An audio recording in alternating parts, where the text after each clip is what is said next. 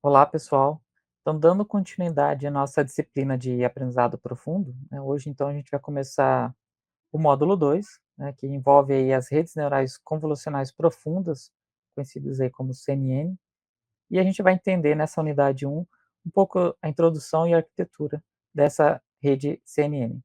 Então, relembrando aqui a rede neural artificial tradicional, né, em que a gente gostaria de, por exemplo, resolver um problema de classificação de uma imagem em duas classes.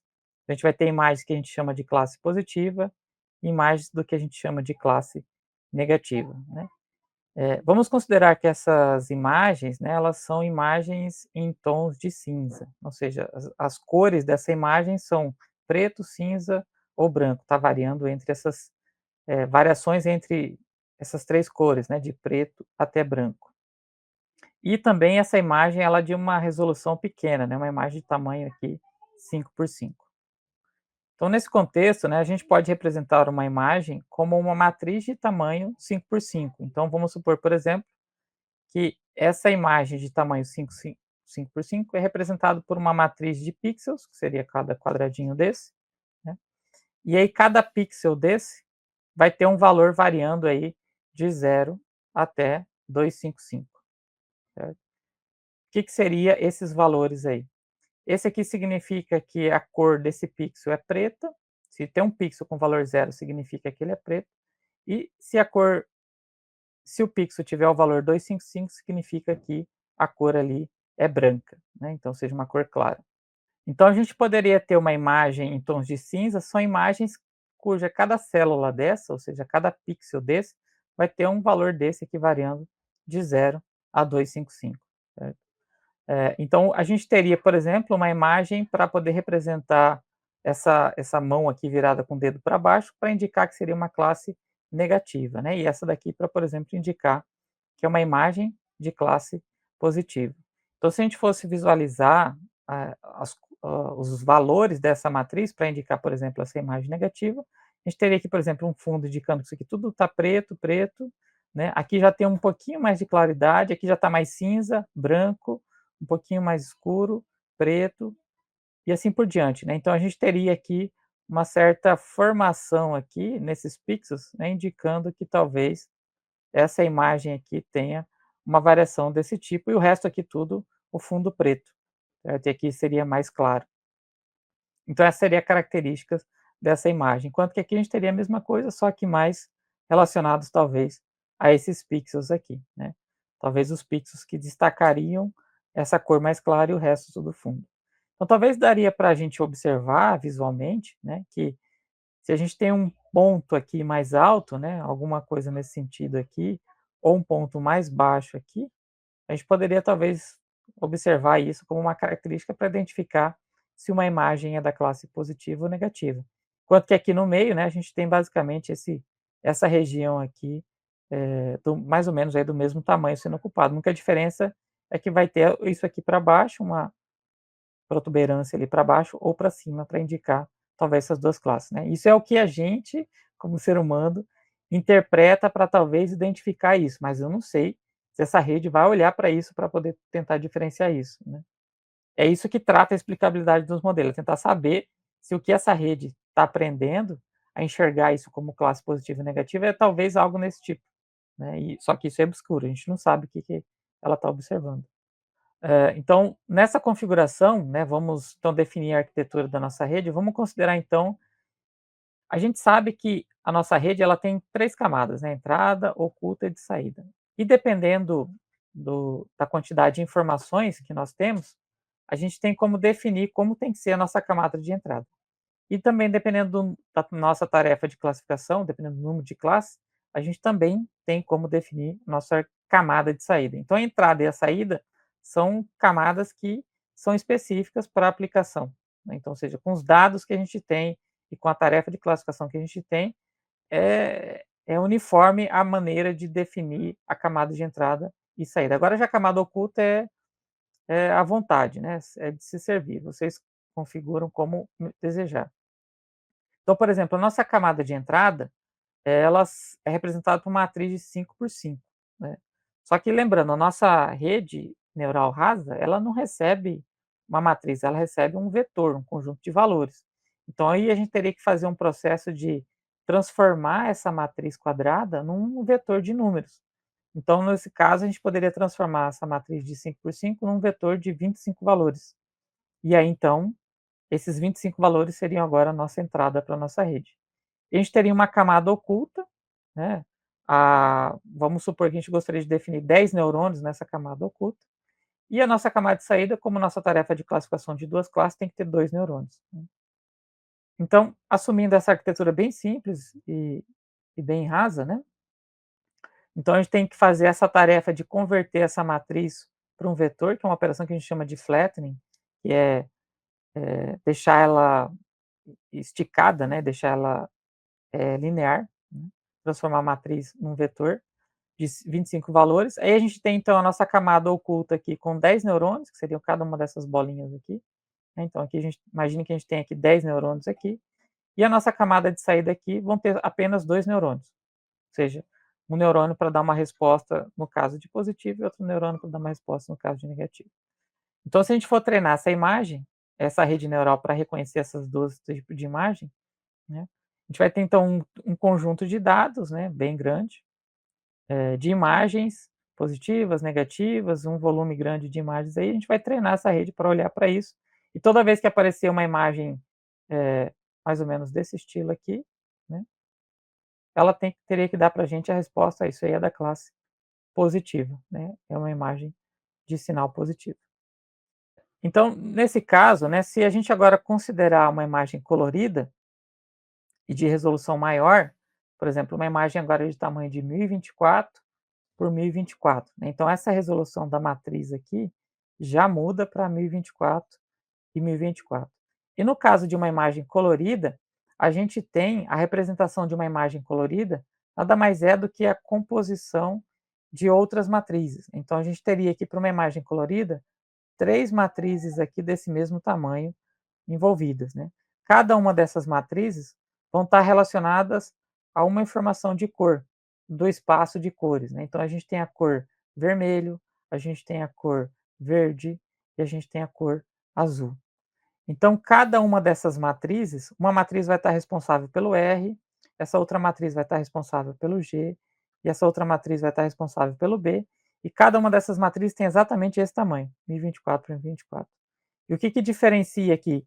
E cada um dos valores de cada uma dessas matrizes também vão ser valores de 0 a 255.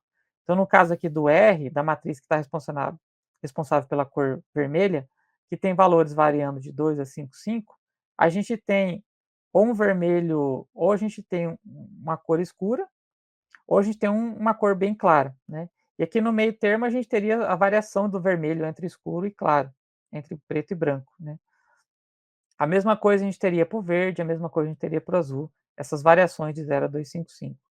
Então quando a gente combina essas informações, então se a gente for pegar um pixel daquele, né, ele é representado aqui então por, um vetorzinho aqui, em que a gente tem 3 posições, e a gente tem então para aquele pixel 3 valores, né. Aquele pixel vai ter um valor para a componente R, que seria essa primeira matriz ou essa primeira dimensão.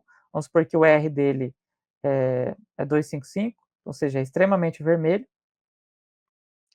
A segunda componente que está relacionada aqui à, né, à posição de trás aqui, que seria relacionada à cor verde, vamos supor que seria 0, e essa outra valor aqui dessa componente seria também 0, que seria o azul, certo? Então, cada pixel nosso vão ter esses 3 conjuntos de valores. Isso indica, então, que a imagem que vai produzir vai ser uma imagem vermelha. Se eu quiser uma cor amarela, vai ser uma combinação de verde e azul nessas intensidades aí. Dependendo da combinação, a gente vai ter uma cor amarela, uma cor verde, e é isso que forma, então, a nossa imagem colorida, né.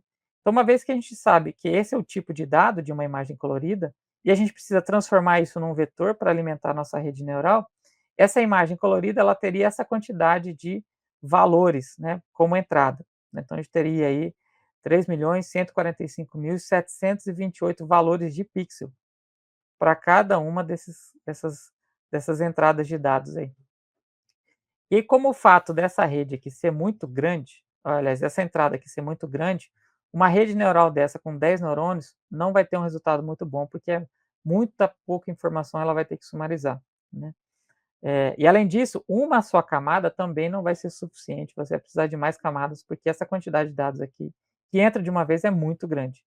Então, computacionalmente, é custoso você treinar uma rede, neural artificial rasa para trabalhar com imagens por conta disso. Você tem essa limitação computacional aqui que vai te exigir, um recurso muito grande, né. Isso se essa imagem aqui é 1024. Se você for pegar uma imagem de satélite, que tem uma resolução em quilômetros, né, ou se você for pegar uma imagem em 8K de uma resolução muito alta, isso aqui já sobe absurdamente, né. Então, utilizar uma rede tradicional para trabalhar com imagem é inviável computacionalmente, não dá, né, a gente não consegue produzir uma boa rede para isso.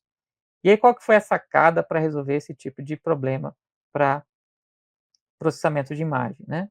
Tá, então relembrando, né, como que era o processo de implementação, vamos assim dizer, mais específica dessa rede neural e como que seria a passagem de dados através dessa rede neural. O que a gente tem basicamente na implementação dessa rede neural é a definição de um conjunto de matrizes e operações de multiplicação e soma para poder representar todo esse fluxo ou essa passagem de dados para uma rede neural artificial. Então, no caso ali, como a gente tem os nossos dados, que seria uma matriz, de uma imagem de tamanho 5 por 5, o que a gente precisa fazer é converter essa imagem 5 por 5 para um vetor, e a gente teria então agora esse vetor aqui de números de 25 valores. E a nossa primeira camada, lembrando que ela tem 10 neurônios, né, a nossa camada oculta, e aí o que que a gente tem para cada neurônio? Cada neurônio desse vai ter um peso associado a cada uma desses 25 valores de entrada aqui. Então, o primeiro neurônio vai ter 25 pesos ou 25 parâmetros para cada uma dessas entradas. O segundo neurônio também vai ter os seus 25 pesos ou parâmetros para cada um dessas entradas. E o último neurônio também. E além disso, a gente também tem o bias, né, que é um outro parâmetro adicionado em cada neurônio. Só que cada neurônio vai ter um bias, né? Mas agora, o número de pesos que cada neurônio tem está relacionado ao número de entradas nosso. Então, a gente poderia representar essa camada que tem 10 neurônios por meio de uma matriz como essa, em que a gente tem aqui os 25 valores de pesos do primeiro neurônio, os 25 valores de peso do segundo neurônio, e assim por diante até os 25 valores de peso para o último neurônio, que seria o último neurônio, né, dos 10 neurônios que nós temos. E aí o processo de propagação desses dados para essa camada consiste justamente em multiplicar esse x, né, por meio dessa matriz. Então a gente vai fazer o que nesse processo de multiplicação? Pegar essa linha inteira e multiplicar, pegar essa linha inteira e multiplicar por essa coluna inteira, né? Uma vez que a gente faz a multiplicação ponto a ponto disso, multiplica esse valor com esse, soma com a multiplicação desse valor com esse, depois soma. Tudo isso aqui vai produzir para a gente um valor, né? E a gente vai então produzir um valor para esse neurônio. Quando a gente agora multiplica a nossa entrada com esses neurônios, isso aqui vai produzir para a gente um outro valor. E por fim, quando a gente chega, né, e multiplica a nossa entrada por esses valores aqui do último neurônio, isso vai produzir para a gente um único valor, ou seja, seriam as saídas de cada um desses neurônios, né. Então, uma vez que cada um desses neurônios produzir uma saída, né, a gente vai ter então, 10 respostas, né, que seriam então as respostas de cada uma desses neurônios aqui. E aí, o que que a gente faz com a resposta dessa camada, oculta? A gente vai então propagar isso para a nossa camada de saída que tem 2 neurônios. Então a gente tem que pegar esses 10 valores que estão saindo aqui, essas 10 respostas, e propagar isso. Então vai ser agora a entrada para essa nova camada. Então esses 10 valores que foram produzidos aqui, né, depois que a gente multiplicou isso, somou com todo mundo, e cada uma dessas camadas produziu um valor, esses 10 valores agora vão virar de entrada, a gente vai multiplicar então esses 10 valores pelos pesos do primeiro neurônio e pelos pesos também do segundo neurônio, isso vai produzir para a gente um resultado. E depois a gente tem que somar com bias, né, do primeiro neurônio e do outro. Então, de uma maneira geral, relembrando isso, né, que a gente viu lá na disciplina de redes neurais, esse é o processo de propagação dos dados através da nossa rede, uma série de multiplicação de matrizes e somas, né, que a gente vai fazendo, né. E isso vai produzindo para a gente a nossa resposta aí. Então, no final da nossa rede, a nossa saída lá, ela vai produzir para a gente um conjunto de valores, no caso aqui 2 valores, indicando o que seria mais próximo, né, ou seja, qual que é o nível de confiança ou a probabilidade que esse modelo está dando para indicar que isso é classe positiva ou negativa. Se ele dá uma resposta aqui de 0,9, por exemplo, para esse, e 0,1 para esse y, que é o resultado final de fazer todas essas multiplicações e somas, né, ele vai produzir para a gente dois valores, ele está indicando para a gente o seguinte, ó, tenho 90% de confiança que isso é um mais, e 10% de confiança que isso aí é uma imagem de negativo. Então, como a gente vai atrás da maior resposta, então a maior resposta foi essa. Então, provavelmente, essa é uma imagem da classe positiva. Então, por meio desse processo, a gente tem, então, o resultado nosso de classificação. Isso é o que a gente tem na nossa rede neural artificial. Aí, se a gente for, então, visualizar a resposta, né, então, fazendo a primeira passagem de dados, né, então, só vendo um pouquinho mais de detalhes, a primeira passada, então a gente tem a nossa entrada de dados aqui, que eu vou pegar essa entrada de dados e multiplicar pelos neurônios da primeira camada. Então, a gente tem aqui 25 pesos para o primeiro neurônio. Então, quando a gente faz esse produto, multiplica essa entrada por esses neurônios, por esses pesos, depois soma tudo isso, vai produzir para a gente um valorzinho aqui. Certo? E aí, quando a gente faz isso lá para o último neurônio, dos 10 que a gente tem, pega esse vetor, multiplica por esse, soma todos os valores, vai produzir para a gente uma resposta aqui no final. Então, no final das contas, esse processo de multiplicação de matrizes aqui vai produzir para a gente um vetor de 10 valores, que seriam as respostas de cada um desses neurônios. Uma vez que a gente tem essa resposta aqui, a próxima etapa é agora a gente somar com o bias, que seria um conjunto de parâmetros que cada neurônio tem. Na verdade, cada neurônio vai ter um valor de parâmetro, que seria um valor de bias. Como a gente tem 10 neurônios, a gente vai ter 10 valores de parâmetros para o bias. E basicamente o que a gente tem que fazer é pegar essa resposta e somar com esse vetor de bias. Isso vai produzir para a gente as novas respostas da saída da primeira camada. Então, quando a gente pegou esses dados e propagou ele lá pelas nossas, propagou ele lá pela primeira camada, então a gente pegou o nosso dado de entrada, passou aqui pela camada oculta, e essa camada oculta então vai produzir para a gente aí 10 respostas, né? Cada uma associada a um neurônio, é exatamente isso aqui. Então esse vetor com 10 valores seriam as respostas de cada um desses neurônios. E o que a gente tem que fazer é pegar agora essas duas respostas e vão 10 respostas servir como entrada para a nossa camada de saída, ou seja, propagar isso para todas as entradas aí dessa camada de saída. Então agora isso vai virar entrada para a camada de saída. Então isso aqui agora vai ser o nosso novo dado de entrada. E esse processo todo é basicamente isso, né? Então, quando a gente faz o produto da entrada com a nossa matriz de peso, você vai produzir para a gente uma matriz que tem esse formato, uma linha, 10 colunas, né? E o nosso bias, que também tem o mesmo tamanho, então a gente consegue fazer a operação de soma com esse cara, né? Porque os dois vetores têm a mesma dimensão. Então aí o nosso Z nada mais é do que fazer esse produto de x com w, que vai produzir para a gente uma matriz 1 por 10, depois somar isso com o nosso bias, que também é uma matriz 1 por 10, aí a gente aplica uma função de ativação que vai olhar para esses 10 valores aqui e vai ver o seguinte, ó, se esse valor aqui é negativo, então isso aqui vai virar 0. Se esse valor é positivo, então vai virar 1. Ou se esse valor é positivo, a gente não faz nada e deixa o valor lá. Certo? Dependendo da função de ativação, a gente vai mudar esses valores aqui. Certo? E então, aplicando uma função de ativação, isso vai produzir para a gente a nossa resposta, que também é de tamanho 1 por 10, indicando aí que teve 10 respostas, uma para cada neurônio. E agora isso vai virar a entrada, essas 10 respostas agora vão virar a entrada para o neurônio da próxima camada. Então, o que a gente tem na próxima camada? Ó, a gente tem 2 neurônios, mas o que vai vir da camada anterior são 10 valores. Então eu preciso configurar a nossa rede, porque cada neurônio agora vai ter um peso associado a cada um desses 10 entradas. Então, para cada uma dessas 10 entradas, a gente vai ter um peso para esse primeiro neurônio. E o segundo neurônio também vai ter o seu conjunto de pesos associados aí a cada uma dessas entradas. E aí, quando a gente multiplica essa primeira entrada por esses valores de pesos do primeiro neurônio, isso aqui vai produzir para a gente um valorzinho aqui. Quando a gente faz a mesma coisa agora para o segundo neurônio, vai produzir para a gente um segundo valor aqui. Então, esse produto desse vetor com essa matriz vai produzir para a gente isso. É uma matriz que tem uma linha, duas colunas, que seria um valor que indica a resposta de cada um desses dois neurônios. E a gente vai fazer a mesma coisa, somar com os bias daquele neurônio, que também é de tamanho 2, né. Então somando isso vai produzir para a gente a nossa resposta, né, essa nossa resposta que tem tamanho de 1/2. E aí, como eu comentei para vocês, se a nossa resposta for do tipo 0,9, né, e 0,1, e vamos supor que esse aqui está associado à classe positiva e esse classe negativa, então significa que essa imagem que entrou lá, né, provavelmente é uma imagem da classe positiva, porque é onde tem o maior valor, o peso, onde a confiança do nosso modelo é mais alta. Então a gente está sempre buscando nessa resposta onde tem o valor mais alto. Se o valor mais alto foi nessa posição, significa que é classe positiva.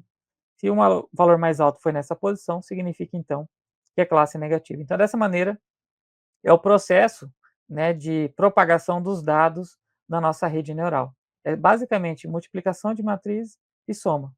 E aí isso tudo vai produzir para a gente um conjunto de números que vai estar associado aí se a confiança do que essa imagem é da classe positiva ou da negativa. Então agora, por mais que a gente viu que o padrão da nossa identificação, né, a gente imaginaria que, ó, esse modelo vai provavelmente identificar se tem uma bordinha para cima, no meio da imagem ou para baixo, vai saber se é positivo ou negativo. Só que a gente não consegue observar isso olhando para essa matriz de pesos ou olhando, por exemplo, para essas matrizes de peso aqui. Isso é difícil a gente observar que o modelo está conseguindo classificar essas duas olhando isso, porque é um conjunto de números, né? Um conjunto de pesos. Isso faz com que esse modelo, então, seja desse tipo, caixa preta. Bom, aí migrando então da MLP, né, relembrando esses conceitos da rede neural tradicional, né, e imaginando agora como que seria para a CNN resolver esse problema, né. Então a gente viu que trabalhar com imagem de alta resolução, isso vai exigir um volume de entrada muito alto. Provavelmente a gente vai ter que ter arquiteturas bem mais robustas para poder, ter um resultado muito bom, e isso aí já fica impraticável, né. Isso porque a gente está colocando, né, um peso para cada pixel da imagem. Então, quando a gente cria aqui um vetor de 25 valores, a gente tem esse primeiro neurônio aqui, por exemplo, que vai ter um peso para cada uma dessas entradas, significa que eu estou colocando um neurônio para um peso de um neurônio para estar específico para esse pixel. Um peso para um neurônio está específico para esse pixel. Então, se você tem essa quantidade de neurônios associada para cada pixel da imagem, se a sua resolução da imagem aumenta, isso aí vai exigir para você uma quantidade de parâmetros muito grande, certo? E aí a sacada é o seguinte, tá, e se ao invés de eu ter agora um peso para cada pixel, eu considerar agora um peso para cada região da imagem? Então imagine que, por exemplo, a gente tem cada um desses pixels vão ter um peso associado, só que agora eu quero dizer o seguinte, ó, eu quero ter para esse neurônio um conjunto de pixels aqui vão ter apenas um peso associado a esse conjunto de pixels. E o próximo neurônio vai ter agora um outro peso associado a esse conjunto de pixels. Então, se esse meu conjunto é composto de 10, 5, 20 pixels, a gente vai ter um peso só. Agora, se a gente tem um peso para cada pixel, como é na tradicional, agora a gente vai ter, então, a resolução impactando muito grandemente, né, na quantidade de parâmetros dessa rede aqui. Então, a ideia da CNN foi pensar dessa forma. Foi pensar, então não quero mais trabalhar nesse nível de detalhe em termos de pixels, porque dependendo do cenário, vamos ter muitos pixels de imagem aqui que vão ter coisas muito repetidas. Então, ou seja, eu não preciso ter um neurônio para aprender esses pixels aqui, porque todos esses pixels aqui, por exemplo, são responsáveis de uma cor branca na imagem, ou uma cor preta, e isso aí não vai mudar. Então, se agora eu trabalhar em termos de regiões, eu consigo ter uma eficiência em termos de parâmetro e também fazer esse modelo ter uma qualidade um pouco melhor, né. Então essa é a ideia da CNN, é trabalhar com um conjunto de pixels, né, trabalhar então, definir um conjunto de parâmetros para regiões da imagem. Isso possibilita então que a gente pode utilizar a mesma rede para qualquer entrada. Se você tem uma resolução de 25 pixels ou uma resolução de 1024 pixels, né, a mesma rede pode ser utilizada, ou seja, a quantidade de parâmetros vai ser o mesmo, porque ela vai estar trabalhando em regiões, né. E a diferença também é que a gente incorpora, além das operações que a gente viu de multiplicação tradicional e soma, tem um tipo de multiplicação ali específica que é chamada de convolução, né. Então aparece também essa operação de convolução aqui. E é isso é o que a gente tem conhecido como as CNNs, né, seriam esse tipo de rede aí. Então, só para tentar relacionar um pouco esse conceito, né, uma CNN para processar, por exemplo, o que seria aquelas imagens, a gente teria então esse conjunto de pixels associado a esse neurônio, então a gente teria um peso para aquela região, aquele conjunto de pixels. Também a gente teria esse neurônio com esse conjunto, com essa região, e assim por diante. Então, se a nossa imagem tem 25 valores, né, que seria uma imagem de tamanho 5 por 5, a gente teria essa arquitetura de redes aqui, certo? Enquanto que agora, se a nossa imagem, a gente aumentar a resolução e ela for para 100.000, a gente também vai ter a mesma quantidade de neurônios, né, ou seja, a gente vai ter a mesma arquitetura. Então isso possibilita que agora essa rede tenha uma certa robustez e a gente não fica preso à arquitetura, à resolução da imagem. Porque se a resolução aumenta, eu tenho que aumentar a arquitetura, isso é ruim. Então, para ser invariante a essa resolução, né, essa sacada de trabalhar com regiões possibilitou então que a nossa rede tenha aí é a mesma arquitetura para diferentes entradas.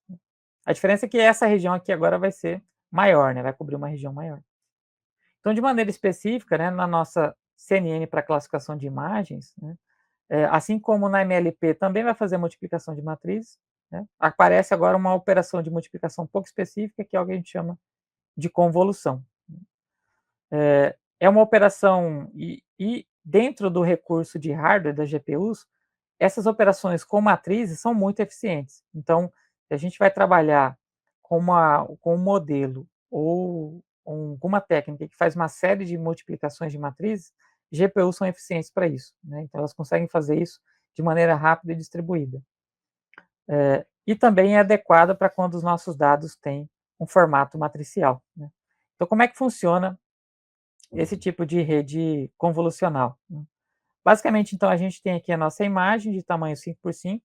Aqui ela já é uma matriz. Aqui a gente não precisa mais converter essa imagem para vetor. A gente vai trabalhar ela, nosso dado vai ser exatamente uma imagem como uma matriz mesmo, né.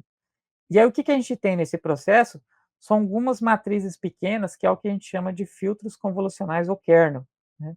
E a ideia desses filtros convolucionais é eles serem deslizados ao longo dessa matriz, que é aquela ideia de região, ou seja, tem um conjunto de informações para processar por região da nossa imagem. Então, para essa região, eu vou ter uma resposta, né? Para essa outra região da imagem, eu vou ter uma outra resposta. Então, a ideia desses filtros convolucionais é uma matrizinha que vai deslocando ou se movimentando nessa imagem para produzir respostas para cada região da imagem. E aí, uma vez que a gente tem essas respostas para cada região da imagem, né, isso aqui vai produzir para a gente uma outra matriz, e aí então passa por uma outra filtro convolucional, até a gente reduzir isso para um conjunto de valores que a gente poderia considerar como as características que descrevem a imagem, né, que é o que a gente chama na literatura de feature map. Então a ideia dessas redes convolucionais é processar, deslocar por regiões dessa imagem, reduzir as informações de cada uma dessas regiões, e isso vai fazer com que a resposta sejam matrizes cada vez pequenas, até o ponto que a gente tem aqui um vetorzinho com um valor para cada um desses caras. E isso agora vai virar de entrada para a nossa rede de classificação. Então agora, se a nossa imagem tem uma resolução 5 por 5, que vai produzir 25 valores, a quantidade de características aqui vão ser a mesma. Vamos supor que as quantidades de características aqui são 100, certo?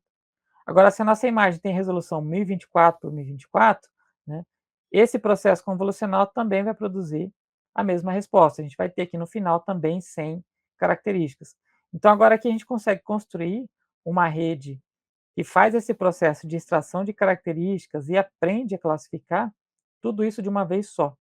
A gente não precisa mais produzir as características ou extrair essas características, né? E além disso, isso faz com que essa rede seja invariante ao tamanho dessa imagem, né. Então essas são as componentes básicas, né, que nós temos aqui para a nossa CNN. Então, em geral, uma CNN ela é composta das seguintes camadas, né. A gente tem uma camada que a gente chama de camada de convolução, que tem justamente aqueles kernels ou filtros convolucionais, operações de convolução, que ela representa os pesos da rede. Então, assim como a gente tinha uma matriz para representar os pesos de uma MLP, aqui a gente tem esses filtros, que são matrizes também para representar os pesos de uma operação convolucional. A gente também tem uma camada que chama camada de agregação ou pooling, né? E a ideia dessa camada de agregação é tentar reduzir o tamanho da resposta por meio de agregação de valores. Então, eu tenho uma região lá que tem um conjunto de valores, eu quero representar essa região por um único valor só. Essa operação de agregação ela vai fazer isso, né? Ela vai fazer essa tarefa de sumarizar uma região ou agregar as informações ali para produzir uma resposta só. E por fim, a gente tem a nossa camada completamente conectada, que seria uma rede próxima do que seria a ideia de uma rede MLP, né, que seria uma rede com camadas, em que cada neurônio é totalmente conectado com qualquer outro, e é por isso que a gente chama de totalmente conectado, né. Geralmente, seria uma camada de uma, 2 camadas ocultas, né, sendo uma camada oculta e a camada de saída, para produzir aí o número de classes no final, certo. Então é isso que a gente tem com a rede totalmente conectada. Então essas são as 3 componentes básicas de uma CNN, né. Então, como que funciona esse filtro convolucional? Então, a gente recebe como entrada uma matriz de dados e vai produzir outra, que seria a resposta desse filtro convolucional. Então, imagina que a gente tem essa imagem de tamanho 5 por 5, a gente definiu o filtro convolucional de tamanho 3 por 3, contendo, por exemplo, esses valores aqui, certo? E uma vez que a gente definiu esse filtro, a ideia dele é deslizar esse filtro por toda a matriz. Então, quando eu passo esse filtro por essa matriz, o que que a gente vai estar fazendo? A mesma coisa que a gente faz lá no MLP, é multiplicar o valor do filtro com essa posição e somar com o valor do filtro com essa posição, multiplica e soma todo mundo, isso aqui vai produzir para a gente um valor. Então, essa região aqui vai produzir um valor. Essa região aqui agora vai produzir para a gente um outro valor.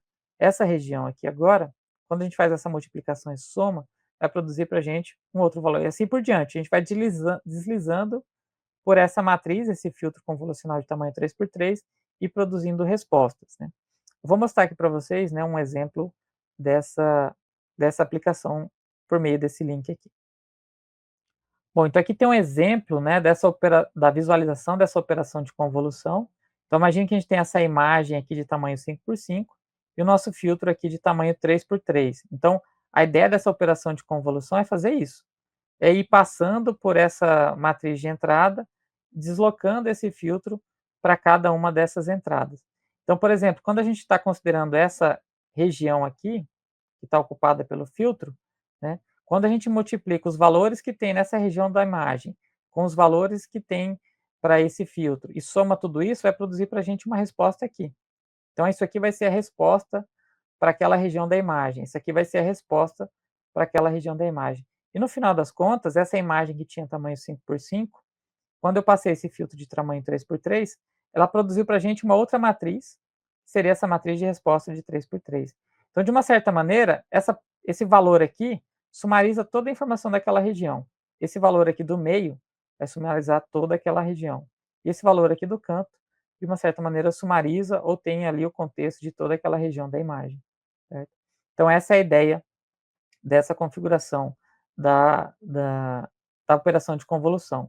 Então, dependendo do tamanho do nosso filtro, geralmente esses filtros têm tamanho ímpares, né? Mas dependendo do tamanho desse filtro aí, isso aí vai impactar para a gente na nossa resposta, né? Se a gente tem um tamanho de filtro do mesmo tamanho da imagem, a gente vai multiplicar tudo e somar todos esses valores vai produzir para a gente só uma resposta, né? Então, diminuindo aqui para 3, a gente já tem essa matriz 3 por 3, 2 por 2, e assim por diante. Então, dependendo do tamanho do nosso filtro, isso aí vai impactar do tamanho da matriz na nossa resposta, né.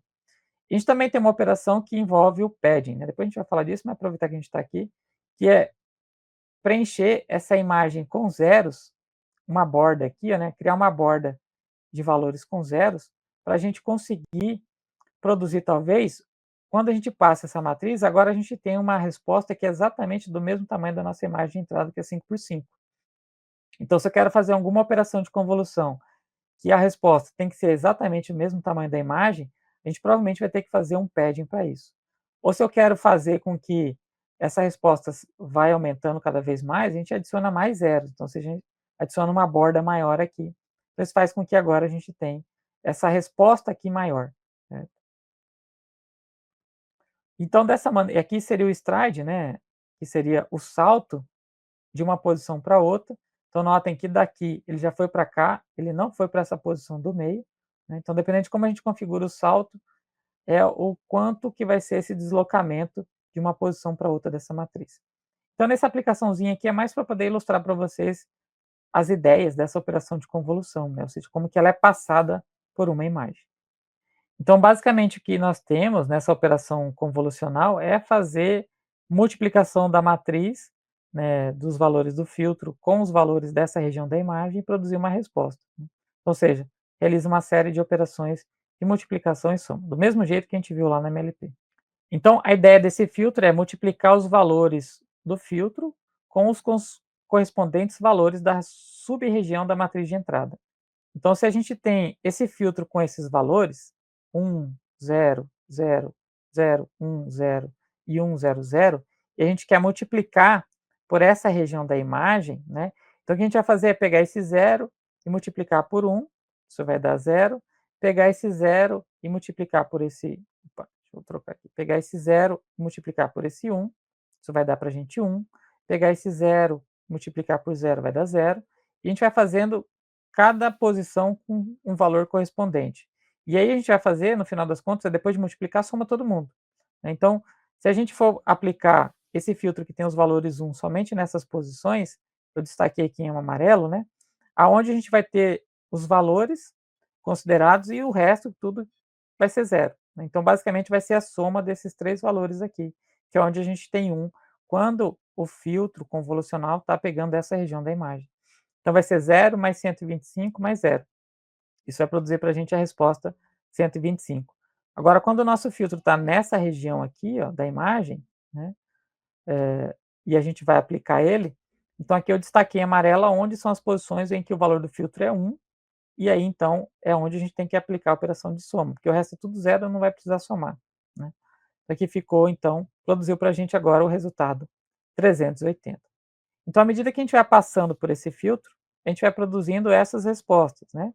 E aí se a gente for propagando, né, o que a gente vai estar fazendo é justamente essa soma e multiplicação de valores, né, que é a mesma operação que a gente tinha lá na matriz, que é um x vezes um w. E processando todas essas posições da nossa matriz, a gente poderia produzir uma matriz de resposta, por exemplo, com esses valores, né.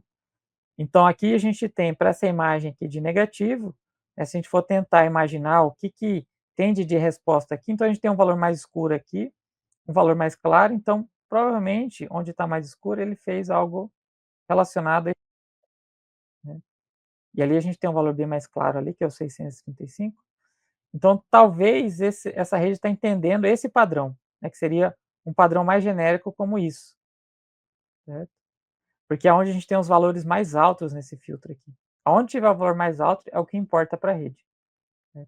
Então, a todo momento a gente vai estar olhando. Então, a gente pode interpretar de uma certa maneira ou tentar explicar que, ó, parece que esse filtro convolucional está aprendendo a olhar esse padrão da imagem aqui virado para baixo.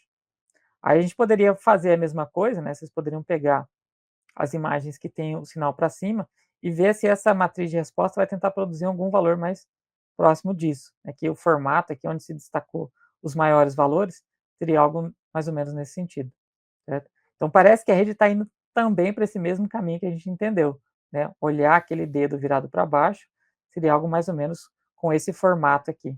Enquanto que aqui é zero, não tem relevância, né? Então ele teria mais ou menos esse formato aí. E aqui então para a imagem positiva, né, pegar esse filtro e aplicar, e aí eu coloquei um link aqui para vocês visualizarem. Vou dar aqui. Então nessa página aqui mostra um pouco, em maiores detalhes, né, um pouco dessa operação, então imagine que aqui a gente tem um conjunto de valores, né, que está associado ao nível de cinza de cada pixel da imagem, então, por exemplo, se a gente for pegar aqui, aquele pixel escuro, né, mais próximo do preto, ele está com um valor em torno ali de 29, por exemplo. Enquanto que essa região aqui que é mais clara está mais próxima do 255. Isso aqui é só para ilustrar, né, mais ou menos aí, como que seria a representação dessa imagem em escala de cinza, né. E aí vamos supor que a gente tem definido esse filtro convolucional, e tem esses valores, -1, -1, -1, -1, 5 aqui e 0 nos cantos, certo. Então, quando a gente passa esse filtro convolucional para essa região, esses pixels da imagem, né, a resposta disso vai ser, e a gente faz então a multiplicação do valor do filtro, que é 0, vezes o valor daquele pixel, que é 206, e soma com o valor do próximo pixel, que é 205, multiplicado pelo valor do filtro, que é -1, soma tudo isso, vai produzir para a gente o valor ali 65, certo. E o valor 65 seria esse valor aqui mais ou menos, que tem uma intensidade ele mais próximo do cinza, não é o preto, né, porque se fosse zero seria o preto, mas aqui seria mais próximo de cinza. E à medida que a gente vai deslocando esse filtro aqui por essa imagem, a gente vai produzindo então cada uma daquelas respostas daqueles valores ali, certo. Então esse é um tipo de filtro que se a gente passar por essa imagem aqui, a imagem de resposta vai ter esse tipo de resultado, né. Então ele está realçando aqui talvez para a gente um pouco mais onde é mais claro é onde tem mais importância, né, então a gente pode ver que onde tem os valores mais altos, né, de intensidades, né, então por exemplo, que mais próximo do 600, 300, é provavelmente aquilo que estaria mais próximo do contorno da pessoa, né, seria o contorno aqui do objeto, né. Então é o que mais ou menos esse tipo de filtro tem uma característica para extrair, né. Aqui tem um exemplo, né, que você pode escolher uma imagem ou usar sua própria imagem aí, em que você gostaria de aplicar, por exemplo, um filtro, né, e aí você escolhe, tem vários tipos de filtro, então, por exemplo, se a gente aplicar esse filtro naquela imagem, ele vai dar para a gente esse tipo de resposta, né. Então, a ideia, dessa rede convolucional é tentar descobrir qual que seriam os valores interessantes para esse filtro, para que quando eu olho para essa imagem, vamos supor, por exemplo, que eu gostaria de um filtro que ele destacasse para a gente só os pilares. Eu queria tirar tudo isso da imagem. Eu queria que destacasse para a gente só os pilares. Qual que tem que ser os valores desses parâmetros aqui, dessa configuração do filtro, só para ele aparecer para a gente como resposta aqui, somente os pilares, né. Então essa é uma tarefa difícil. Então antes do aprendizado profundo, na área de processamento de imagem, por exemplo, né, o que a gente tinha então são pesquisadores desenvolvendo e avaliando configurações de valores, assim, vamos assim dizer, em termos de tentativa e erro, né, desenvolver quais seriam os possíveis valores interessantes para esses filtros aqui, avaliando o impacto dele nas imagens. Por exemplo, esse aqui é um tipo de filtro que é o filtro de Sobel. E esse Sobel é o nome da pessoa que propôs esse tipo de filtro com essa convolução. Então, se você aplica esse filtro que tem esses valores naquela imagem, ele vai destacar para a gente essas linhas aqui, onde tem as informações mais claras, mais relevantes da imagem, né.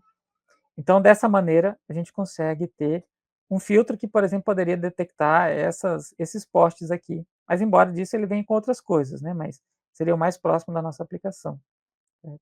Então, a ideia dessa rede é tentar aprender qual que seria um valor interessante para esse filtro, para que quando a gente aplica ele, ele produz para a gente a resposta de nosso interesse. Então, esse aqui, por exemplo, é um que tirou os os postes, né, então ele está trazendo para a gente aqui agora essas linhas horizontais. Então, dependendo de como a gente configura, esse cara pode produzir uma resposta diferente.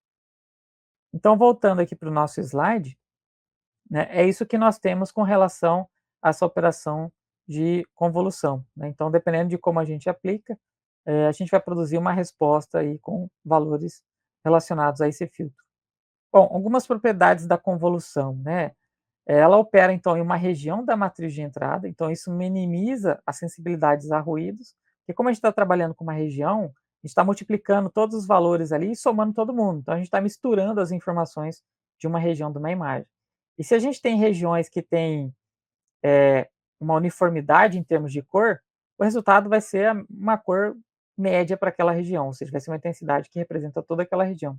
Agora, se a gente tem uma região que tem ruídos, com poucos ruídos, e a gente tem a maior parte das regiões com as cores de interesse do objeto, então, como a gente está sumarizando isso, de uma certa maneira, somando tudo isso, a gente está misturando isso, então isso dá uma meia suavizada, né, com relação aos ruídos, né. Além disso, é um tipo de operação que ela é equivalente, né, tem equivalência à translação. Se a gente desloca esse objeto e passa pelo filtro, o filtro de resposta também vai vir deslocado, né. Então, dependendo de como a gente movimenta esse objeto, né, essa imagem, ou rotaciona essa imagem, se a gente aplica o mesmo filtro, a resposta também vai vir, rotacionada ou deslocada, né. E a gente tem uma característica muito importante aqui, que é o compartilhamento de parâmetros. Ou seja, é o mesmo filtro sendo aplicado em toda a imagem. Então é um filtro 3x3 que está sendo deslocado pela imagem inteira, só que é esse mesmo filtro para toda aquela imagem. Então, o que a gente tinha na MLP é um conjunto de parâmetros, um conjunto de pesos associado a cada pixel. Agora aqui nesse caso eu tenho 6 parâmetros ou 6 pesos associados a todos os pixels daquela imagem, certo? Porque é o mesmo filtro que vai ficar deslocando, né, de a gente pegar um filtro de tamanho 3 por 3, a gente vai ter 9 parâmetros ali. São 9 parâmetros que são os mesmos para toda a região da imagem. Aquela imagem inteira vai estar responsável por um filtro. A gente vai dar continuidade aqui agora, entender um pouquinho sobre como que funciona agora a operação de agregação, ou pooling, né. Então, para essa operação, o que a gente precisa fazer, assim como na operação de convolução, a gente precisa definir o tamanho do filtro ou o tamanho dessa janela, né. E também determinar qual que é a operação de agregação que a gente vai utilizar, se é o máximo, se é a média, né. Então se a gente tem, por exemplo, isso aqui, vamos supor que seria a resposta de um filtro convolucional. Ele produziu para a gente essa resposta aqui. Aí a próxima etapa, então, envolve aplicar um filtro de agregação nessa entrada, né.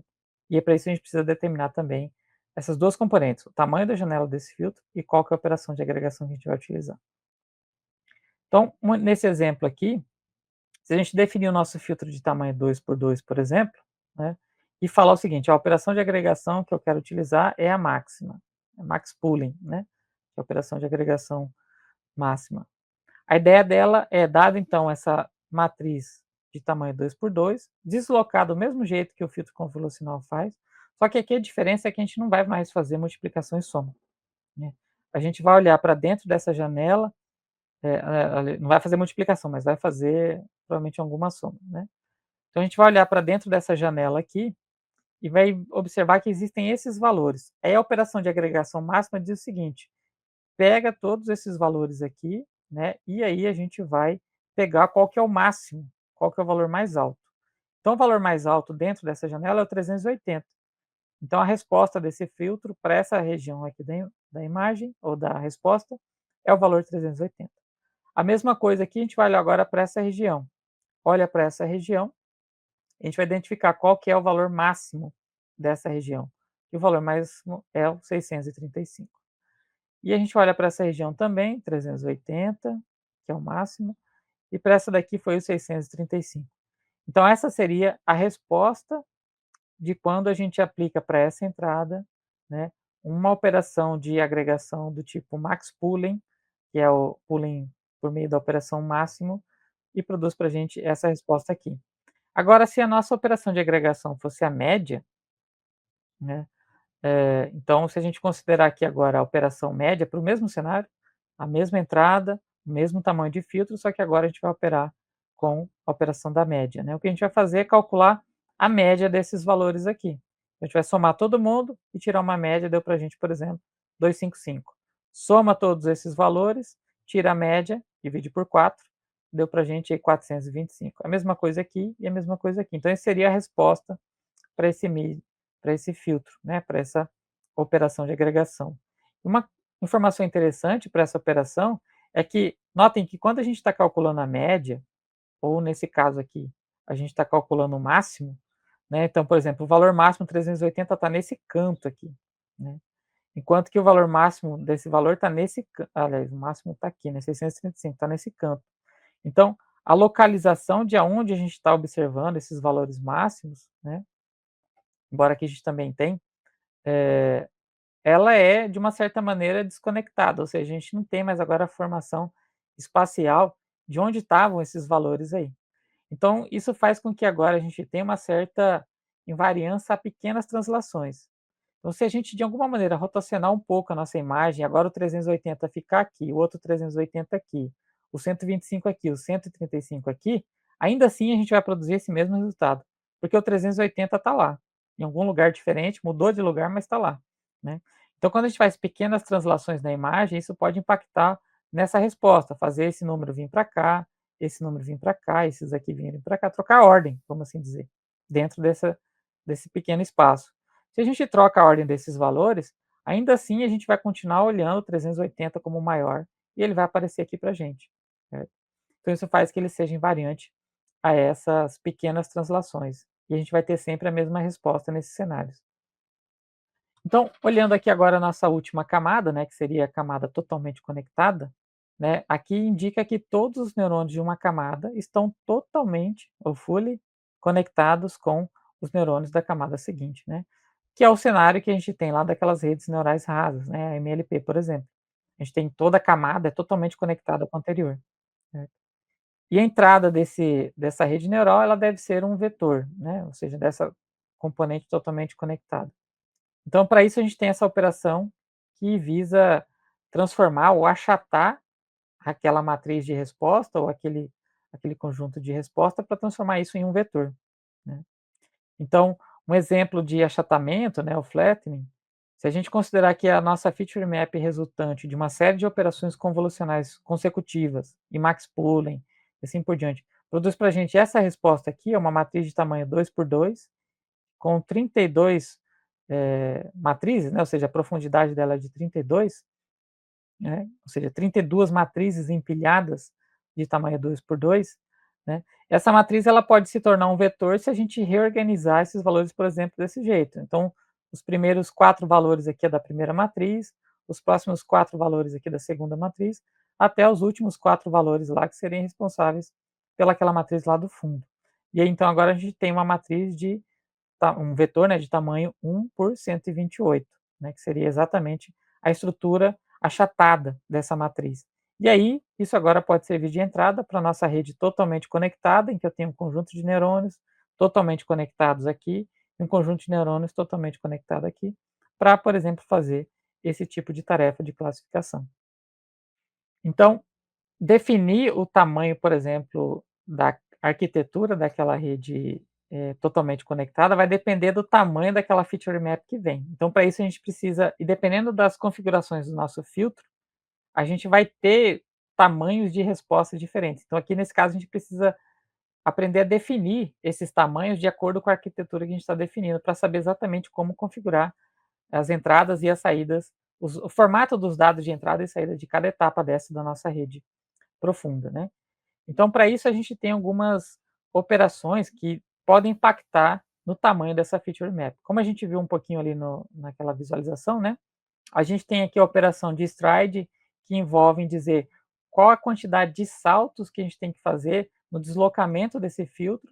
Se esse filtro vai ficar deslocando de 1 em 1 pixel na nossa matriz, ou se ele vai deslocar de 10 em 10 pixels, dependendo então desse stride ou desse salto, né, isso vai impactar no tamanho da nossa resposta. Se a gente também vai adicionar o que a gente chama de padding, que é preencher a borda das imagens com zeros. Isso aí a ideia seria forçar que a nossa matriz de resposta tenha talvez uma resposta um pouco maior, né? Que a gente gostaria de aumentar o tamanho da resposta da nossa matriz.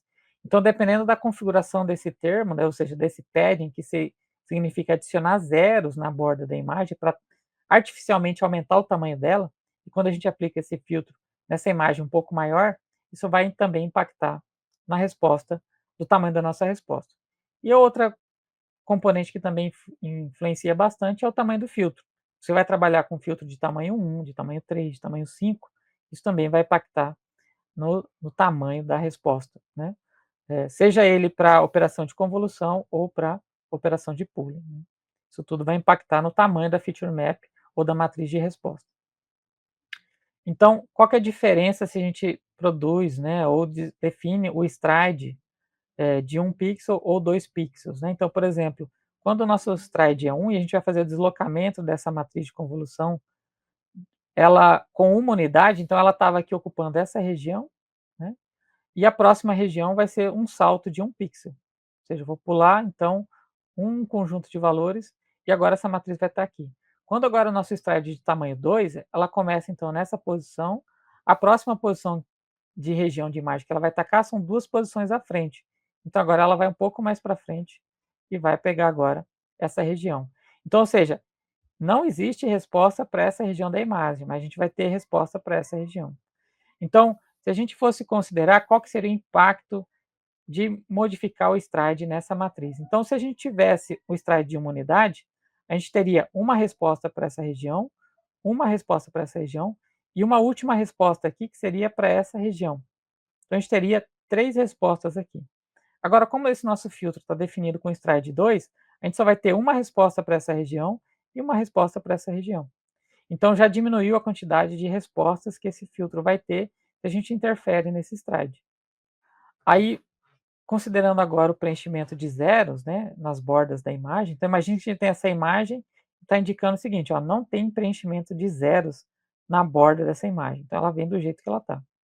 Como que seria o cenário se a gente preencher com vamos assim dizer, uma borda, um nível de borda, um pixel de borda, a gente preencher essa imagem. Então a gente vai adicionar um conjunto de zeros aqui, ó, no entorno dessa imagem. Então aqui a gente tem a nossa imagem, o que a gente fez foi adicionar aqui, ó, um conjunto de zeros. Esse aqui são um conjunto de zeros que a gente adicionou na borda da nossa imagem. Então se a nossa imagem tem tamanho 5 por 5 e a gente faz esse padding de unidade, agora essa imagem vai virar 6 por 6, porque a gente aumentou o tamanho dessa imagem aí. Então, dependendo da quantidade dessa de pixels, né, a gente vai aumentar o tamanho dessa imagem aí, né, no caso aqui seria 7 por 7, né, que a gente aumentou aqui a quantidade nas duas linhas, tanto aqui na parte de cima como aqui na parte de baixo, né. Então isso faz com que a gente aumente o tamanho agora do nosso filtro, a nossa entrada agora vai ser de tamanho 7 por 7. Então esse é o impacto de fazer esse preenchimento com zero. Então uma maneira ou uma fórmula para a gente calcular de maneira precisa o tamanho do filtro o tamanho da matriz de resposta, né, a feature map, uma vez que a gente configurou esses dados, né, ou seja, qual que é o tamanho da nossa entrada, qual que é o nosso stride, qual que é o número de padding que a gente vai fazer, qual que é o tamanho do nosso filtro, certo? Então, por meio dessa equação aqui, a gente consegue então obter ou descobrir qual que seria o tamanho da matriz de resposta, né. Então, se a gente considerar, por exemplo, a nossa imagem de tamanho 5 por 5, né, então a gente vai ter aqui, como nós vamos trabalhar com tamanhos quadrados, né, então só para simplificação, senão a gente teria que ter uma fórmula dessa para cada dimensão, uma para altura e outra para comprimento, né. Mas se a gente trabalhar com tamanhos quadrados, a gente vai ter só uma resposta. Então, por exemplo, se a gente for considerar aqui a nossa matriz de tamanho 5 por 5, o nosso x aqui está relacionado com o valor 5. Então, o tamanho x desse parâmetro aqui é o valor 5, certo? Se a gente considerar que o nosso filtro tem tamanho 3 por 3, né, o nosso W é 3 por 3, então esse parâmetro W aqui vai ter um valor 3. Se a gente dizer que a gente não está incluindo paddings na nossa imagem, então esse parâmetro P vai indicar que agora esse valor é zero. E se a gente está fazendo um stride de uma unidade, que é o mínimo, né, então a gente vai definir que esse parâmetro S agora vai ter o valor 1. Então quando a gente aplica esses valores aqui nessa equação e faz essa conta, isso aqui vai produzir para a gente exatamente o tamanho da nossa resposta, que vai ser uma matriz de tamanho 3 por 3, certo? Então isso daqui seria o tamanho da resposta quando a gente mexe nesses parâmetros. Então aqui vocês podem brincar, né, com essa equação aqui, e tentar trocar os tamanhos de filtros, colocar um filtro maior, ou adicionar padding, né, ou aumentar o stride, e ver se isso bate com a realidade, né, ver se você vai produzir uma matriz de resposta exatamente de acordo com isso. Então é dessa maneira que a gente define o tamanho dessas matrizes de resposta, né, dos filtros de respostas, de acordo com as configurações de entrada de filtro, padding e stride. Então agora a gente vai analisar um cenário, né, em que a gente vai mexer no tamanho dessa feature map, e o objetivo aqui é a gente produzir uma feature map que tenha o mesmo tamanho que a imagem de entrada, ou no caso maior, né. Então nesses dois cenários a gente pode aplicar o zero padding para poder artificialmente aumentar o tamanho dessa imagem e produzir uma matriz de resposta igual ou maior do que a nossa entrada.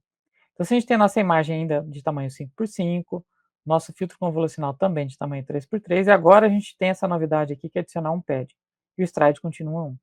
Então, agora os parâmetros da nossa função vai ser essa, né, então a gente vai ter aqui 5, que é o tamanho da matriz de entrada, 3, que é o tamanho da matriz de filtro, o padding agora vai aparecer como 1, e o stride aqui como 1. Então a resposta disso deveria ser uma matriz 5 por 5.